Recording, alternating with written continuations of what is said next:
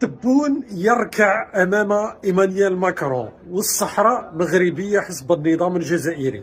ركز للأخير باش تفهم تداعيات الاتصال الهاتفي البارحة بين إيمانويل ماكرون وعبد المجيد تبون، وكيف يعتبر هذا رضوخ وركوع تاريخي من نظام لا وزن لا هيبة لا مواقف كعادته.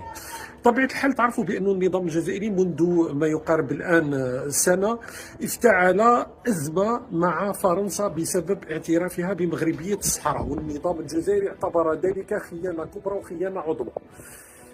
بطبيعة الحال اعتقال بوعلام صنصال اللي قال تبون بأنه عديم الهوية ومجهول الأب، وناض يبكي تبون لأنه هذا بوعلام صنصال حسبه تعدى على الجزائر وعلى تاريخها. قضية المؤثرين اللي كنت كشفتها في نهاية السنة ثم بداية السنة كانت تداعياتها بطبيعة الحال واللي كانت ضربة كبرى وفضحت النظام الجزائري وأبواقه في فرنسا.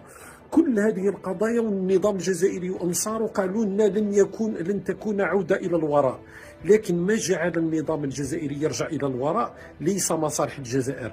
كما كان الحال مع إسبانيا، أن النظام الجزائري لما يرى مصالح المسؤولين الجزائريين تتضرر بعدما تم كشف ممتلكات المسؤولين وبدأ الحديث عن تحقيقات في ممتلكات المسؤولين الجزائريين في فرنسا، بعدما أيضا تم منع أكثر من 800 مسؤول جزائري من الدخول إلى فرنسا. وشفتوا قضية زوجة السفير الجزائر في مالي الذي تم طردها كالقذارة من فرنسا. النظام الجزائري لما رأى بأن مصالحهم ستتضرر بطبيعة الحال حاب الآن يربح الوقت، لأن الأزمة لم تنتهي وستعود بحلقات أخرى.